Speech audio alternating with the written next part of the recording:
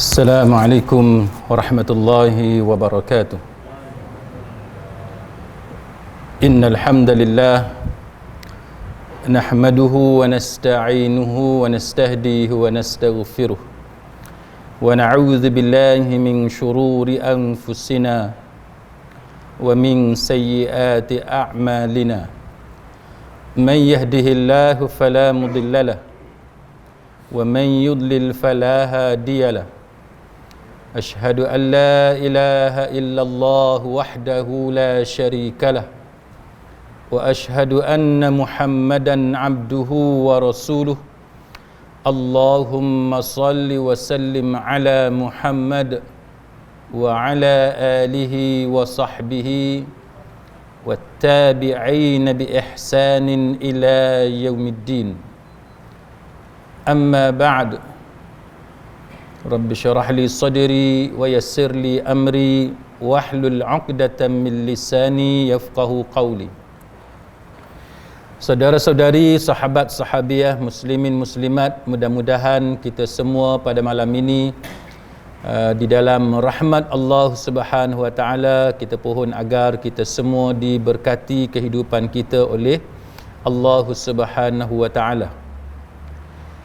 Tajuk kita pada malam ni ialah berkenaan dengan Hari Keagamaan Sedunia ataupun World Religion Day, yang mana heboh di kalangan masyarakat kita tentang ada pihak-pihak yang tertentu yang kelihatannya seperti meraihkan Hari Keagamaan Sedunia ini ataupun World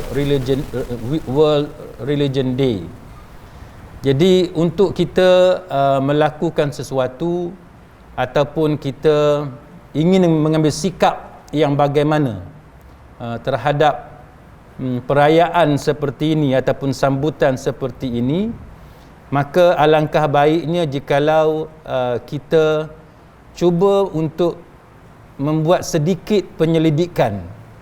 Mungkin kita nak buat satu extensive research, mungkin kita tidak ada kemahiran ataupun bukan bidang kita, tapi at least sekurang-kurangnya kita adalah usaha untuk kita mencari asal usul apa sebenarnya hari keagamaan ataupun World Religion Day ini.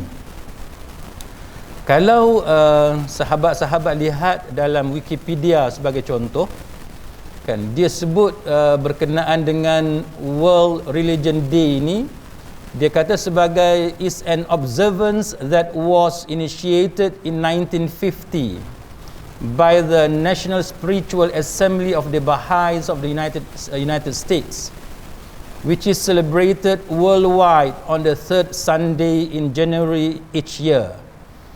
Jadi kita sebagai orang Islam, bila kita nak buat sesuatu sambutan, kita nak raikan apa-apa hari sekalipun, maka yang pertamanya kita perlu lihat asal usul sambutan itu terlebih dahulu, supaya kita dapat pastikan apakah ia ada hubung kait dengan mana-mana agama ataupun tidak. Maka bila kita buat satu carian yang simple, kita tak pergi lebih jauh lagi pun, satu carian yang mudah pun, kita boleh lihat bahawa World Religion Day ini ataupun Hari Keagamaan Dunia ini sebenarnya dia bermula pada tahun 1950, kan, yang dimulakan oleh kumpulan agama Bahai di Amerika Syarikat. Jadi dan kita tahulah bahawa agama Bahai ini bukan agama Islam, dan dia adalah satu agama yang bukan agama samawi. Cuma dia adalah gabungan agama-agama, termasuk mengambil banyak juga daripada ajaran Islam dimasukkan dalam agama Bahai. Dan ianya disambut pada setiap Januari pada hari Ahad yang ketiga setiap tahun. Jadi setiap tahun bulan Januari pada Ahad yang ketiga, maka mereka yakni golongan Bahai di Amerika Syarikat menyambut hari yang dipanggil sebagai Hari Keagamaan Dunia ini. Jadi ini menunjukkan kepada kita bahawa ia ada satu inisiatif yang datang daripada penganut agama Bahai. Baik, kenapa dia ciptakan World Religion Day ini? Antaranya ialah kerana agama Bahai ini dia ada prinsip dia. Kan, dia ada prinsip dia yang mana prinsip itu adalah dia mendakwa sebagai the oneness of religion, kan. Kalau kita ni agama tauhid lah. Dia macam Kristian juga, tuan-tuan. Kalau kita tengok Kristian, dia juga mendakwa bahawa mereka agama tauhid. Tetapi tauhid mereka itu beza dengan kita, kan. Tauhid mereka, walaupun mereka percaya kepada, mereka mendakwa mereka agama tauhid, tetapi mereka percaya kepada Trinity. Maka Islam kita kata tauhid, dan tauhid kita tidak ada syirik. Syirik itu kita tidak menduakan Allah Subhanahu Wa Taala dengan sesuatu apa pun.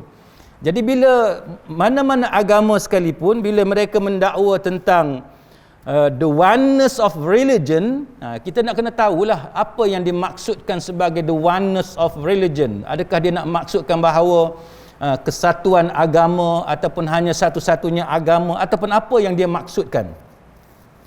Baik, kemudian dia menyebut bahawa agama itu dia ada proses dia. Dia ada proses dia, yang mana proses itu melalui siri sejarah yang panjang, sejarah kemanusiaan yang panjang. Dan dia menyebut bahawa tujuan diadakan sambutan World Religion Day ini sebabnya adalah untuk mewujudkan suasana harmoni, kan, di antara agama, dan mereka mendakwa pentingnya agama memainkan peranan yang penting, peranan yang signifikan dalam menyatu padukan manusia. Jadi itu tujuan dia. Dia memulakan sambutan Hari Keagamaan Dunia ini. Itu yang kita boleh bacalah dalam Wikipedia. Baik, selain daripada itu, kalau kita lihat kepada apa yang dia sebut di sini, ialah di antaranya dia kata bahawa dia tidak mahu sambutan macam ni hanya terbatas kepada penganut agama Bahai sahaja. Mana dia nak membuat promosi, dia nak sebar luaskan sambutan ini supaya penganut agama lain juga turut merayakan, turut menyambut Hari Keagamaan Dunia ini. Jadi itu antara objektif kenapa mereka menganjurkan program seperti ini. Baik, maka kita sebagai orang Islam, saudara-saudari muslimin muslimat sekalian, kita tertakluk kepada ajaran agama kita. Sejauh manakah kita boleh terlibat dalam sambutan-sambutan seperti ini? Baik, maka timbul persoalan, kan? Apakah salah kalau kita menyambut Hari Keagamaan Sedunia ini, kan, World Religion Day? Adakah salah? Kalau kita lihat tadi, kita dapati bahawa memang niat penganut agama Bahai di Amerika, mereka cuba untuk mewujudkan suasana yang harmoni di antara agama-agama yang ada. Cuma yang kita tak berapa sedap itu ialah mereka hendak mempromosikan the oneness of religion. Jadi apa yang dia hendak maksudkan dengan the oneness of religion? Adakah satu agama ataupun semua agama bersatu di bawah satu agama, atau apa yang dimaksudkan dengan the oneness of religion? Jadi ini membawa kepada isu-isu seperti apa yang dipanggil sebagai plurality agama dan juga pluralism agama. Jadi ini antara perkara yang sering dibahaskan bila kita bercakap tentang kita meraihkan ataupun kita turut menyambut satu perayaan hari-hari tertentu yang dimulakan oleh sesuatu penganut agama yang di luar daripada agama Islam. Sebab kita tidak mahu, kalau kita cuba mewujudkan satu suasana yang harmoni, tiba-tiba kita terperangkap dalam tasyabbuh, kan? Kerana agama kita melarang kita tasyabbuh dengan akidah kufar. Jadi ini antara benda yang kita perlu berhati-hati, dan kenapa tajuk seperti ini kita kena bagi fokus untuk kita pertimbangkan stand yang paling sesuai, yang patut kita ambil dalam dalam usaha kita untuk mewujudkan interaksi yang terbuka dengan penganut agama lain, saling hormat menghormati, tapi pada masa yang sama tanpa mengorbankan prinsip agama masing-masing. Kita tak mau. Kita nak berbaik dengan agama lain, kita nak berbaik dengan jiran kita yang bukan beragama Islam, kita nak berbaik dengan warga negara yang bukan beragama Islam, kita nak berbaik dengan rakan sekerja kita, tetapi pada masa yang sama kita kena pastikan bahawa kita tidak korbankan prinsip agama kita. Jadi ini yang perlu kita lihat. Baik, maka untuk kita lihat benda-benda yang macam ni, kita hendaklah membezakan di antara pluralism dengan plurality agama. Ini dua istilah, plurality dengan pluralism. Kan, pluralism dengan plurality nampak macam sama, tetapi dia membawa kepada tafsiran yang berbeza. Saya ambil satu contoh, kan? Bila disebut pluralism agama, kan, apa yang dimaksudkan sebagai pluralism agama? Pluralism agama ialah satu istilah yang merujuk kepada fahaman yang menyamakan semua agama, dalam erti kata semua agama tu benar. Yang ni salah. Yang ni kita orang Islam tak boleh berada dalam mana-mana gerakan, dalam mana-mana movement ataupun aktiviti ataupun program yang membawa pluralism agama. Yang tu tak boleh. Sebab tu kita kata bahawa di kalangan kita ni kita perlu faham isu apa sebenarnya yang berlaku dalam sesuatu perkara. Jadi kalau ianya melibatkan pluralism agama, kita kena hati-hati. Sebab pluralism agama dia membawa maksud iaitu kita menyamakan semua agama dengan maksud semua agama betul. Bila kita kata semua agama betul, maka itu salah. Itu bertentangan dengan ajaran Islam. Ataupun kita mengatakan bahawa semua agama membawa penganut dia kepada syurga, maka dalam akidah Islam tak boleh. Itu yang dikatakan pluralism agama. Sebab dalam ajaran kita, ajaran agama kita tuan-tuan sekalian, yang masuk syurganya adalah orang Islam, orang yang beriman. Manakala orang kafir, mereka tidak akan masuk syurga. Kan? Yang kekal dalam neraka selama-lamanya adalah golongan kafir. Jadi ini akidah kita. Kita bercakap dengan orang Kristian ke, kita bercakap dengan orang Bahai ke, dengan orang agama mana sekalipun, walaupun kita saling hormat menghormati di antara satu sama lain, tapi kita kena tegas, kan? Kita kena firm bahawa kita punya faith, kepercayaan kita, akidah kita ialah kita orang Islam masuk syurga, yang mana non-Muslim masuk neraka. Dia macam tu. Kita bukan hina dia, tak, kita tak hina dia. Kita bagi tahu itu adalah akidah kita. Baik. Maka apa dia yang dikatakan sebagai pluralism agama? Pluralism agama ialah bila kita menyamakan semua agama. Itu pluralism. Kan? Pluralism agama. Semua agama betul, semua agama benar. Semua agama membawa penganut dia kepada syurga. Tak masuk Islam pun, kalau masuk agama Bahai pun boleh masuk syurga juga. Maka itu pluralism agama. Baik. Setakat tu kita boleh faham. Kemudian satu lagi istilah, plurality agama. Apa maksud plurality agama? Plurality agama ialah di mana kita mengakui bahawa di dunia kita ni ada macam-macam agama. Kan? Contohnya di Malaysia kita ni, ada agama Islam, ada agama Kristian, ada Hindu, ada Buddha.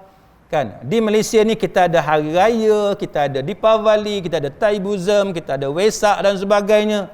Setakat tu tak jadi masalah. Kan? Kita bagi public holiday, kepada hari Christmas, public holiday kepada Thaipusam, kepada Wesak dan sebagainya, Deepavali dan lain-lain.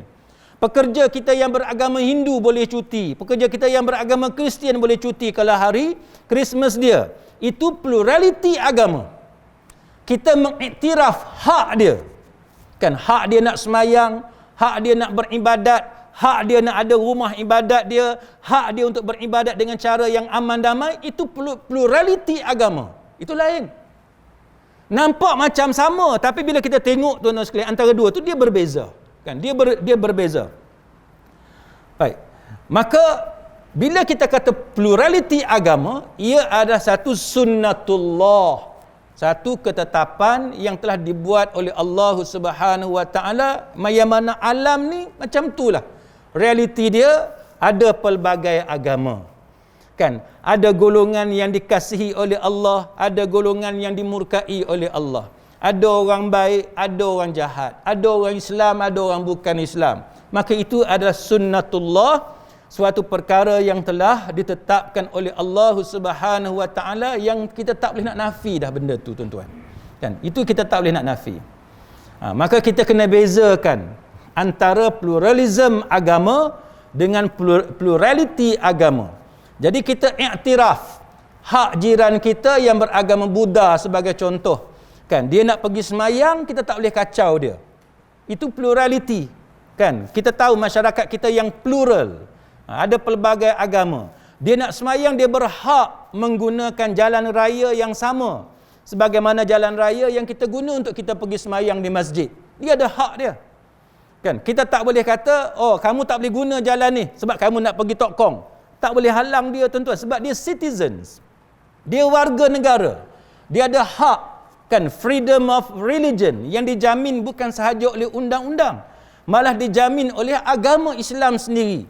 Islam bila dia masuk ke sesebuah negeri, dia tawan negeri tersebut, maka rumah ibadat agama lain tidak dihancurkan, tidak dibinasakan, malah dijamin keselamatan orang yang beribadat di dalam tu, walaupun dalam rumah ibadat itu mereka mensyirikkan Allah Subhanahu Wa Taala. Walaupun mereka menyembah berhala, walaupun mereka bukan beragama Islam, walaupun mereka kufur kepada Allah Taala, kita diharamkan daripada mengganggu kedamaian mereka beribadat di dalam rumah ibadat mereka. Tak boleh kacau. Itu plurality. Kan, kita mengiktiraf kepelbagaian agama. Baik.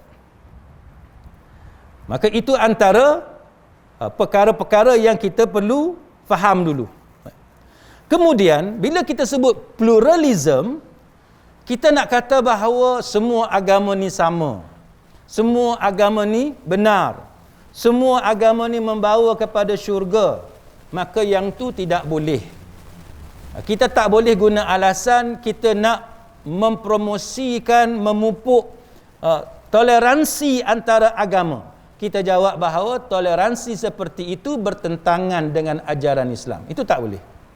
Kan? Dengan alasan untuk bertoleransi, tidak boleh. Bertoleransi dengan cara plurality agama, yang tu diakui. Tapi bertoleransi dengan cara pluralism dalam agama, yang tu tidak boleh. Kan? Yang tu tidak boleh. Baik. Maka apa yang berlaku kalau kita lihat dalam soal ini ialah kita lihat bagaimana golongan yang membuat promosi kepada apa yang dipanggil sebagai pluralism sendiri, mereka mengatakan bahawa toleransi agama dengan pluralism agama adalah dua perkara yang berbeza. Dia bukan sama. Kan, pluralism agama dengan toleransi agama, dia dua benda yang berbeza.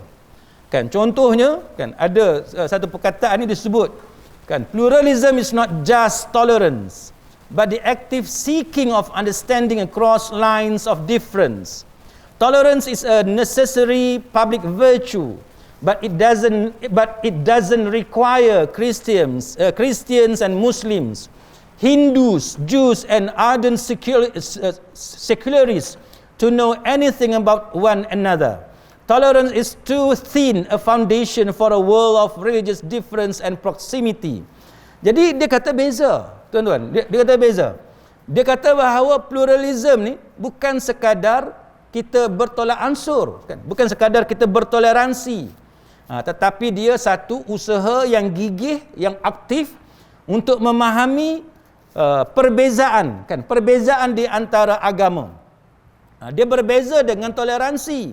Kan? Toleransi ini sifat yang mulia, kan? Sifat yang mulia, yang mana kita tak perlu pun untuk kita belajar secara mendalam agama lain. Tak, kita tak perlu pun.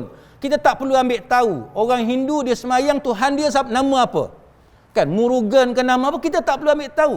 Maka itu adalah toleransi dalam agama. Toleransi dalam agama ni tuan-tuan tak perlu mengaji agama Hindu, tuan-tuan tak perlu mengaji agama Buddha, tak perlu mengaji agama Kristian. Itu toleransi. Kita hanya menghormati di antara satu sama lain. Tapi kalau pluralism, dia menghendaki tuan-tuan mengetahui secara detail ajaran-ajaran agama antara satu sama lain, kenapa berbeza dan sebagainya. Maka ini antara perkara yang membezakan di antara pluralism dengan bertolak ansur ataupun toleransi di antara agama-agama yang ada. Maka kita lihat sebagai contoh apa yang disebut, kan, oleh para ulama berkenaan dengan keadaan kita sekarang ni, yang mana bila agama lain beraya, kita pun tumpang beraya juga. Tu tersebar gambar pemain bola sepak di England tu, apa nama, Salah, kan? Salah dia pakai baju ke Christmas dengan isteri, dengan anak dia, kan, pada hari Christmas. Lepas tu orang buat perbandingan. Dia bagaimana dia wish pada hari Christmas, dia pakai baju sambutan Christmas, tapi bila hari raya orang tunjuk bagaimana dia wish pada hari raya tu, dia pakai baju t-shirt biasa. Jadi ini antara benda-benda yang menjadi bahan perbincangan dalam media sosial tentang kecenderungan orang Islam. Dan saya pun ada kawan-kawan yang berada di luar negara yang bersama dengan keluarga mereka, bila hari Christmas mereka sambut Christmas tersebut. Jadi kita nak tahu benda-benda yang macam ni, kan? Adakah boleh kita sama-sama pergi ke gereja untuk celebrate Christmas dan sebagainya, atas alasan kita bertoleransi di antara kita dengan jiran kita dan sebagainya. Baik, kita ambil satu contoh, tuan-tuan sekalian. Imam Ibn Qayyim Al-Jauziyah rahimahullahu ta'ala, dia menggunakan istilah az-zur berkenaan dengan perayaan agama bukan Islam. Contohnya dalam surah Al-Furqan ayat 72, Allah Ta'ala berfirman, walladzina la yashhaduna az-zur, dan orang-orang yang tidak menghadiri az-zur. Apa maksud az-zur? Az-zur, Imam Ibn Qayyim dia bawa riwayat Ad-Dhahhak yang mengatakan bahawa az-zur ialah perayaan orang-orang musyrik. Perayaan orang-orang musyrik ini disebut dalam ahkam ahli zimmah oleh Imam Ibn Qayyim Al-Jauziyah rahimahullahu ta'ala. Jadi Imam Ibn Qayyim ni tuan-tuan, antara contoh yang saya boleh tunjuk kepada tuan-tuan, seorang ulama zaman dulu yang sangat strict dalam bab ni. Dia sangat strict dalam bab ni. Contoh, apa yang dia sebut? Sebab kita ada banyak fatwa. Ada fatwa yang keras, kan? Ada fatwa yang agak berlembut. Kita tengok salah satu fatwa ataupun pendapat yang agak keras. Contohnya pendapat Imam Ibn Qayyim. Dia kata apa? Dia kata bahawa sebagaimana mereka tidak boleh menampakkan hari raya mereka di tengah-tengah orang Islam pun tidak boleh menyertai perayaan mereka, membantu dan hadir dalam perayaan mereka tersebut. Hal ini telah disepakati oleh para ahli ilmu, yakni para ulama, dan telah dinyatakan oleh para ulama 4 mazhab dalam kitab-kitab mereka. Jadi Imam Ibn Qayyim kata apa? Dia kata 4 mazhab. Dia kata 4 mazhab. Mana 4 mazhab, tuan-tuan sekalian? Dia kata maksudnya Imam Ibn Qayyim dia nak bagi tahu bahawa dalam 4 mazhab itu tidak ada khilaf di antara 4 mazhab ni. Mazhab Maliki, mazhab Hanafi, mazhab Syafi'i, mazhab Hanbali, 4 mazhab utama ni tidak ada khilaf. Itu yang dia cuba nak sampaikan kepada kita. Empat mazhab ni tidak ada khilaf untuk menyatakan bahawa tak boleh. Kan bila ada perayaan kita nak turut sama. Nak bantu dia tak boleh, nak hadir dalam perayaan dia ataupun membiarkan mereka menzahirkan perayaan mereka dalam negara orang Islam. Itu tegas tuan-tuan sekalian. Tapi kita tengok dalam keadaan negara kita susah kita nak mengaplikasikan apa yang disebut oleh Imam Ibn Qayyim tadi.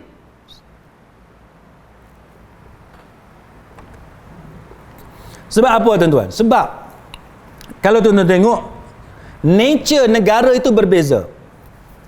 Nature negara berbeza. Dahulu kita ada kerajaan ataupun negara yang berasaskan kepada khilafah. Yang berasaskan kepada khilafah. Kita ada Abbasiyah, Uthmaniyah, Umayyah dan sebagainya. Baik. Sekarang ni negara kita bukan berasaskan kepada khilafah, tapi negara kita berasaskan kepada nation state. Kan, negara bangsa.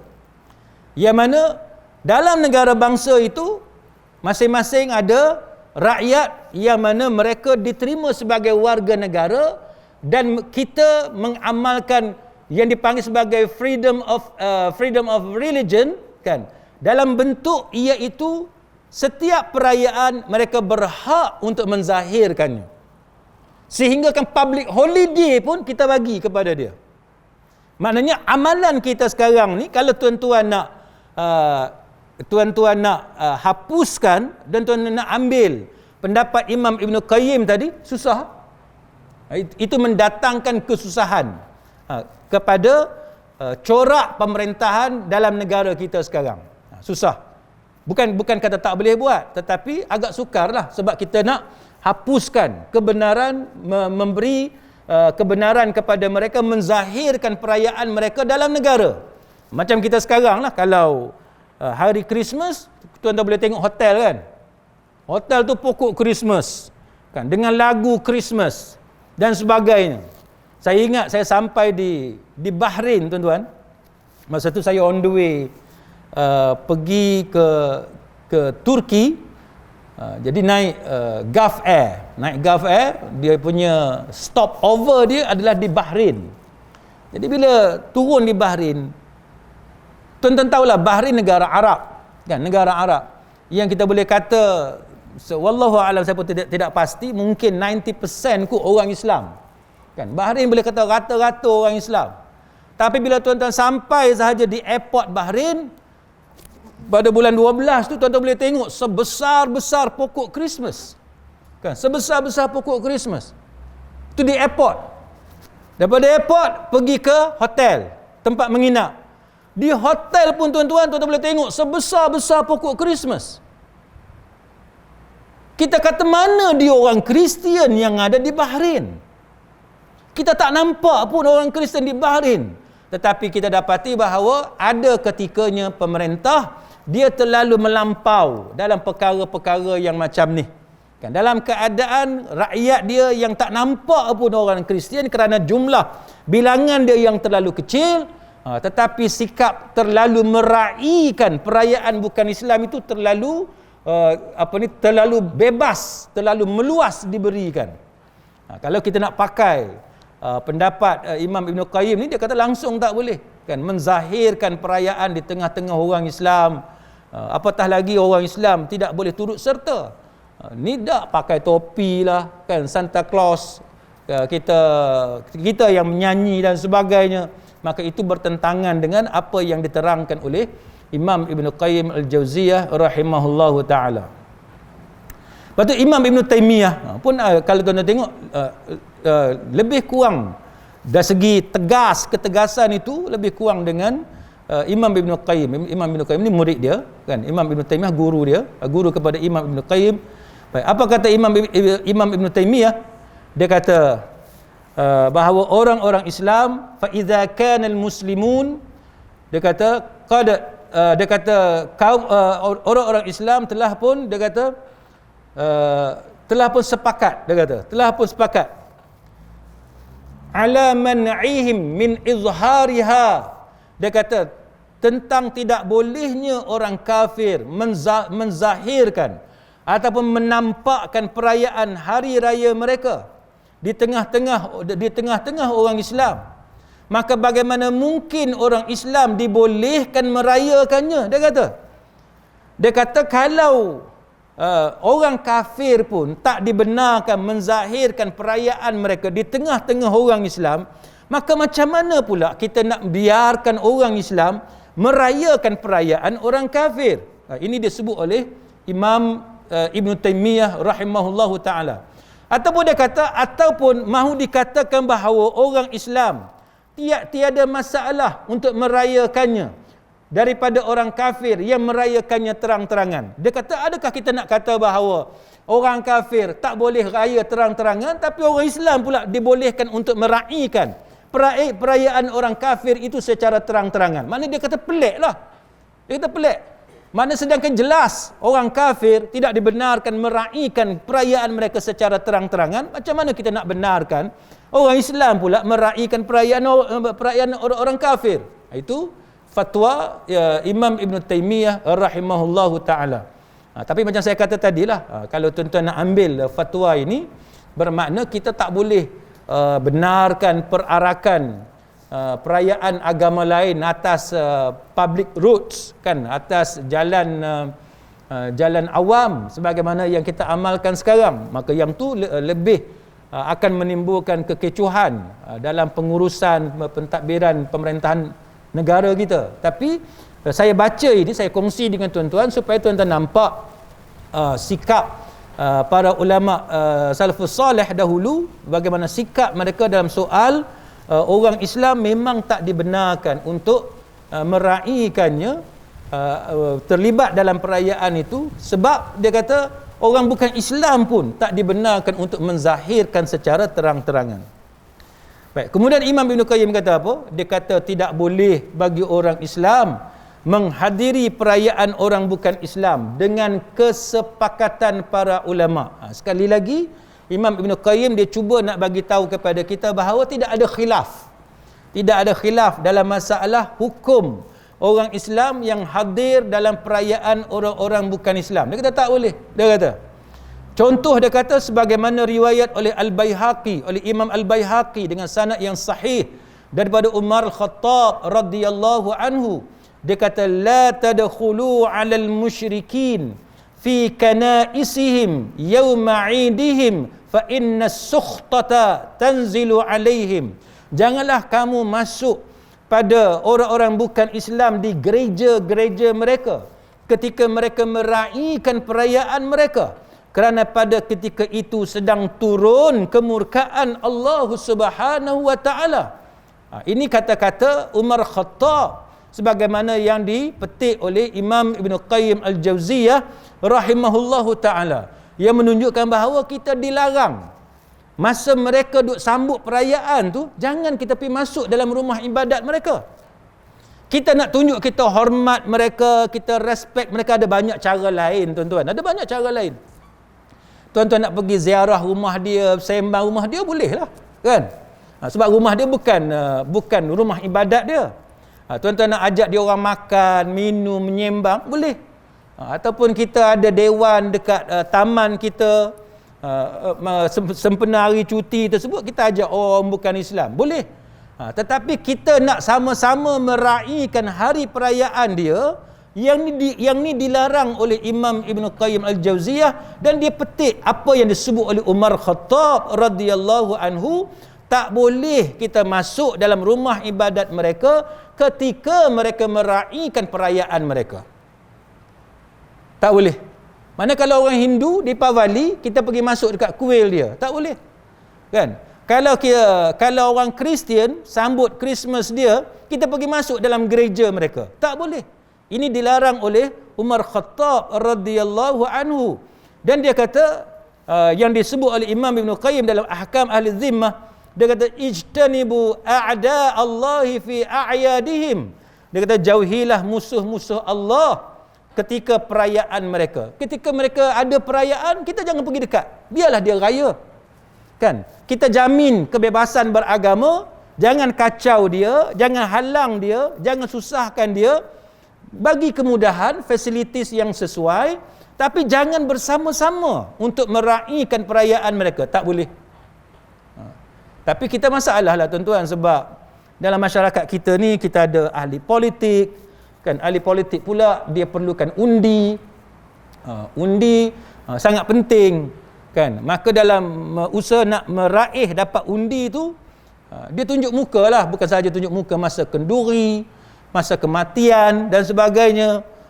Bila hari raya pun dia tunjuk muka juga. Kalau sesama orang Islam tak apalah, ni dalam berbeza agama, kan? Bila dalam berbeza agama ada ahli politik yang sangat menjaga batas-batas agama, tapi ada juga ahli politik dia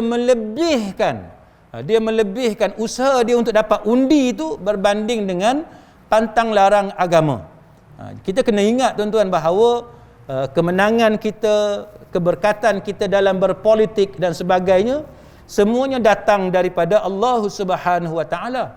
Kan, kita jangan dengan sebab cita-cita kita kita sanggup langgar semua hukum hakam agama. Jangan. Itu tak sepatutnya kita buat, tuan-tuan sekalian. Saya ingat kalau bab benda-benda macam ni, memanglah kita manusia ni tuan-tuan tak pernah cukup dengan apa yang kita ada. Kita dah dapat jadi adun, ahli Dewan Undangan Negeri, kita nak naik pula cita-cita jadi exco, kan? Bila dah jadi exco, nak naik pula jadi menteri besar ataupun chief minister. Kalau di peringkat federal, peringkat pusat, macam itulah juga. Dah jadi ahli parlimen, nak juga merasa jadi timbalan menteri ke menteri. Bila dah dapat menteri, nak pula jadi timbalan Perdana Menteri ataupun Perdana Menteri. Jadi manusia ni dia tak pernah puas. Ada kereta, kan? Saya ingat dulu-dulu tuan-tuan, masa saya mula-mula kahwin dulu, ada Proton Wira. Tengok kawan ada 2 biji kereta, satu Proton Wira, satu Kancil. Saya kata kayanya kawan aku ni. Dulu kita tengok kawan kita ada 2 kereta je, walaupun Kancil je tuan-tuan, kita rasa kaya dah. Tapi bila kita dah sampai tahap tu tuan-tuan, tengok yang atas pula, orang tu kaya pula. Pasal apa? Dia ada kereta lain pula, kan? Jadi kita tak pernah puas. Kita sentiasa mengejar benda-benda yang lebih. Tapi benda ni memanglah benda yang natural, benda yang semula jadi, berlaku pada sesiapa pun. Kalau tuan-tuan pergi minum dengan kawan-kawan, kawan-kawan pakai kereta mewah, kita seorang pakai kereta murah, apa perasaan? Kok mana pun dia berasa juga, kan? Saya minggu lepas ke 2 minggu lepas, 2 minggu lepas rasanya, pergi mesyuarat di JAKIM, kan? Sebab saya salah seorang ahli jawatan kuasa teknikal undang-undang syarak dan sivil JAKIM.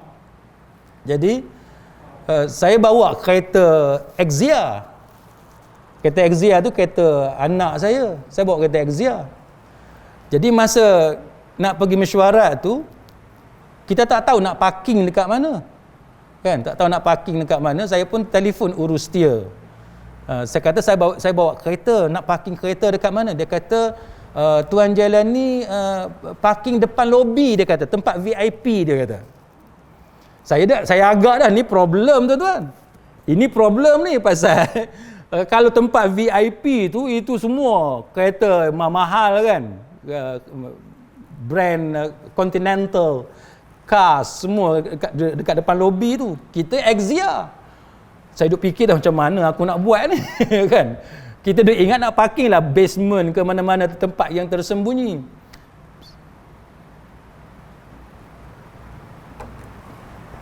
Lepas tu saya pun tak sempat nak bagi tahu jenis kenderaan yang saya bawa. Dia pun kata, Tuan Jalani parking kat depan tu je, dia kata. Nanti Pak Gad tunjuk tempat yang sesuai.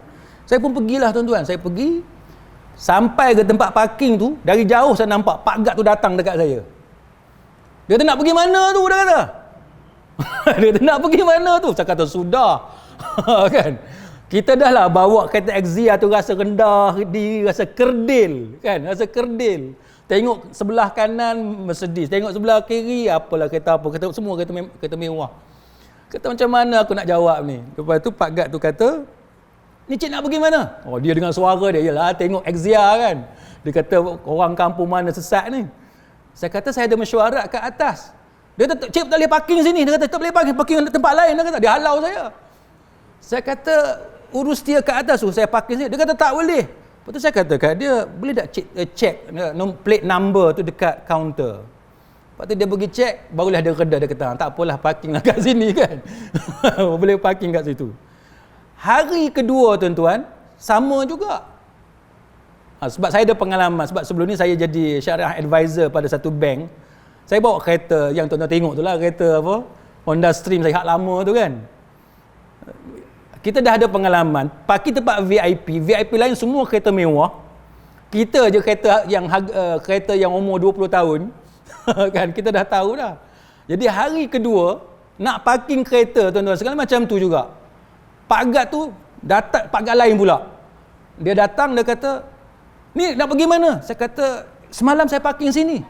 Dia kata, "Semalam saya cari siapa owner kereta ni," dia kata, "parking sini ni." Oh, dia marah kat saya. Lepas tu saya katalah saya ada mesyuarat dekat atas. Dia kata, "Ni VIP sahaja," dia kata, "VIP saja." Saya kata, "Saya lah VIP." Kan? Bila saya kata saya VIP, dia pun macam terkejut. Lepas tu saya kata kat dia, "Cik boleh tak tolong check nombor plate? Ada rasanya dekat kaunter tu." Dia pergi check. Lepas tu dia pun kata, "Okeylah, parking kat sini." Tuan-tuan, jangan bohonglah. Bila kita pakai kereta murah, kan? Bila kita pakai kereta lama, sedikit sebanyak dia ada perasaan, kan? Sedikit sebanyak ada perasaan rendah diri, kan? Ada perasaan nak macam orang lain, ada perasaan cemburu dan sebagainya. Jadi macam itulah orang berniaga pun macam tu, ahli politik macam tu, pemimpin pun macam tu. Semua orang dia sedikit sebanyak dia ada perasaan seperti itu. Maka kita sebagai orang Islam tuan-tuan sekalian, kita kena ada kekuatan diri. Kita nak benda dunia bukan tak boleh.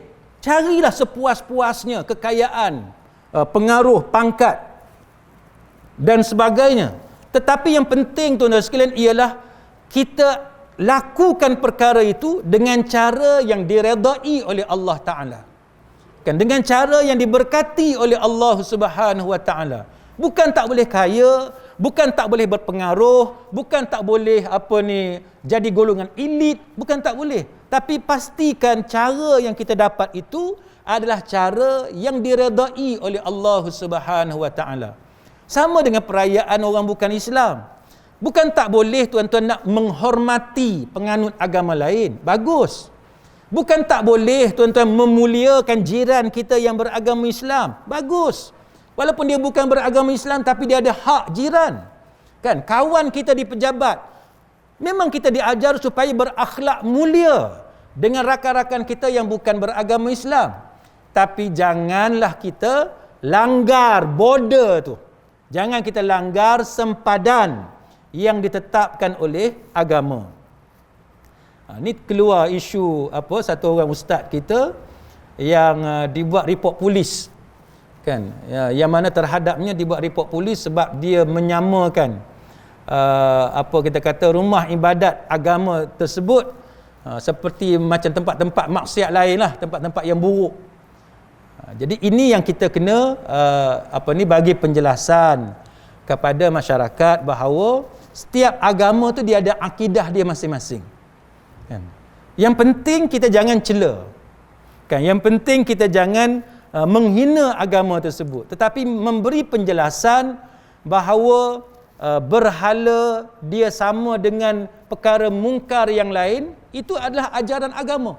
Kan? Dan itu yang disebut dalam Al-Quran, disebut dalam hadis Nabi sallallahu alaihi wasallam. Jadi kawan-kawan tanya saya, adakah ustaz tersebut akan dikenakan tindakan? Saya kata kalau setakat yang saya baca konten ucapan dia itu, saya tak nampak sebarang penghinaan. Dia hanya bagi penjelasan, kan? Dia yang penting tuan-tuan sekalian, kalau kita bercakap tu ada justification, fair comments, maka itu pihak berkuasa tidak boleh ambil tindakan terhadap kita. Yang tak boleh kita hina, yang tu tak boleh. Macam saya pernah sebut sebelum ini, kalau ada keputusan mahkamah contohnya, tuan-tuan hina hakim tu, yang tu tak boleh. Kan tuan-tuan kata hakim tu bodoh, bangang, itu tak boleh. Tapi kalau tuan-tuan kritik judgement dia, tuan-tuan kritik keputusan mahkamah, itu tak apa. Yang penting tuan-tuan menggunakan laras bahasa yang sesuai. Kan? Tuan-tuan tak setuju, tuan-tuan kata hakim telah salah dalam membuat keputusan. Boleh? Itu tidak salah dari segi undang-undang. Tapi kalau tuan-tuan hina mahkamah, menghina hakim, kata dia bodoh, kata dia bangang, maka itu boleh menyebabkan pihak berkuasa mengambil tindakan terhadap kita. Baik.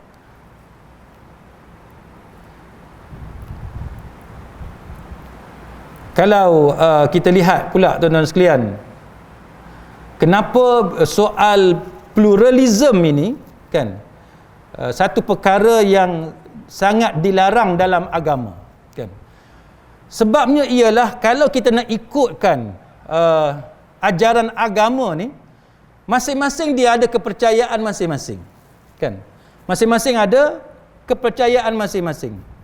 Maka agama kita mengatakan bahawa dalam soal agama kita tak boleh mengiktiraf fakta yang ada dalam agama lain sebagai itulah fakta yang benar. Tak boleh.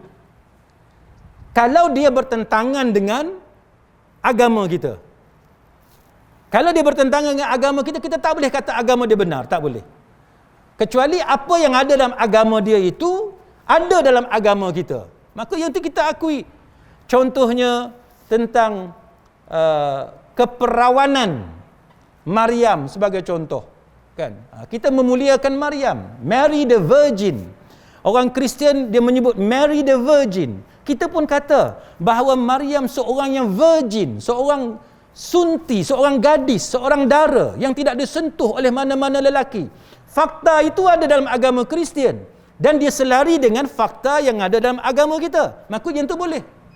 Tapi kalau dia bertentangan dengan agama kita, maka kita tak boleh mengiktiraf fakta itu. Azan kan?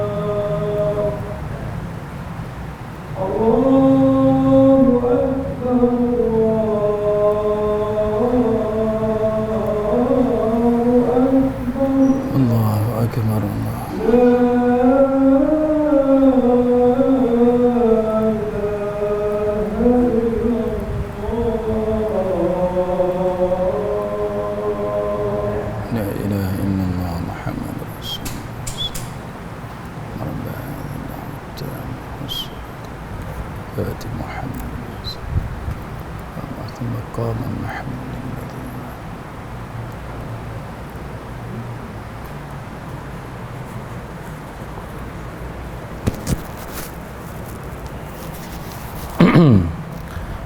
Baik, sidang hadirin mukminin, kemudiannya kalau kita lihat satu hadis sahih daripada Thabit bin Ad-Dhahhak radhiyallahu anhu, dia kata satu orang lelaki telah bernazar pada zaman Rasulullah, pada ketika mana Rasulullah sallallahu alaihi wasallam dia bernazar, dan dia antara nazarnya itu adalah untuk menyembelih unta, kan, sebagai korban di satu tempat nama dia Buwanah. Inni nazartu, dia kata inni nazartu an hara ibil bi Buwanah. Dia kata sesungguhnya aku telah bernazar, inni nazartu, sesungguhnya aku telah bernazar untuk menyembelih unta, dia kata untuk menyembelih unta sebagai korban di Buwanah. Lalu Nabi sallallahu alaihi wasallam tanya dia, hal kana fiha wathanun min awthanil jahiliyati yu'bad? Nabi tanya dia, apakah di dalamnya terdapat salah satu dari berhala-berhala jahiliyah yang disembah? Qalu la, mereka menjawab tak ada, kan, la, tidak ada. Qala hal kana fiha 'idun min a'yadihim? Apakah di dalamnya terdapat salah satu daripada hari-hari kebesaran mereka? Mana Nabi particular sangat, Nabi concern sangat. Masa nak sembelih tu ada tak melibatkan hari kebesaran mereka? Jadi Nabi tak bagi sahabat terlibat dengan hari kebesaran golongan musyrik. Maka sahabat jawab, la, tidak melibatkan hari kebesaran mereka. Lalu Rasulullah sallallahu alaihi wasallam bersabda, awfi binazarika fa innahu la wafa'a linazarin fi ma'siyatillah wala fi ma la yamliku ibnu Adam. Nabi kata, tepatilah nazar kamu, kerana tidak perlu menepati nazar di dalam melakukan maksiat kepada Allah dan di dalam perkara yang tidak mampu dilakukan oleh manusia. Jadi berdasarkan hadis ni, para ulama mengatakan bahawa benda tu benda maksiat. Sebab itu Nabi larang. Nabi tak bagi. Kalau melibatkan hari kebesaran mereka, tak boleh. Sebab itu Nabi menggunakan perkataan tidak perlu menepati nazar di dalam melakukan maksiat kepada Allah. Maknanya ialah kalau melibatkan hari kebesaran mereka, maka itu adalah maksiat. Kalau kita melakukan sembelihan korban itu di tempat yang ada berhala jahiliah yang disembah, maka itu adalah maksiat. Jadi tergamakkah kita, tuan-tuan sekalian, pergi ketika mana mereka ada perayaan, ada hari kebesaran, kita pergi masuk tempat ibadat mereka dengan patung-patung yang mereka ada tu, patung yang mereka sembah, kita menyaksikan benda tu. Dan kita tahu bahawa walaupun kita menghormati agama mereka dalam arti kata kita menjamin kebebasan beragama, tapi kita sebagai orang Islam, sanggupkah kita duduk dalam tempat yang dipenuhi oleh patung-patung yang disembah? Tergamakkah kita berada di tempat yang macam tu? Ini satu benda yang kita kena fikir, tuan-tuan sekalian. Memang kita hormat kepada mereka, kita bagi perlindungan kepada mereka, kebebasan beragama. Tapi yang kita pergi masuk di tempat ibadat mereka, yang ada patung-patung yang disembah itu, ini adalah satu perkara yang diisyaratkan dalam hadis tadi sebagai satu perkara yang maksiat. Maka kita tidak boleh, tidak selayaknya kita berada di tempat yang seperti itu. Maka sebab itu keluarlah perkataan Umar Khattab yang mengatakan bahawa janganlah kamu mengunjungi orang-orang musyrik di gereja-gereja mereka pada hari kebesaran mereka, kerana sesungguhnya kemurkaan Allah akan turun ke atas mereka.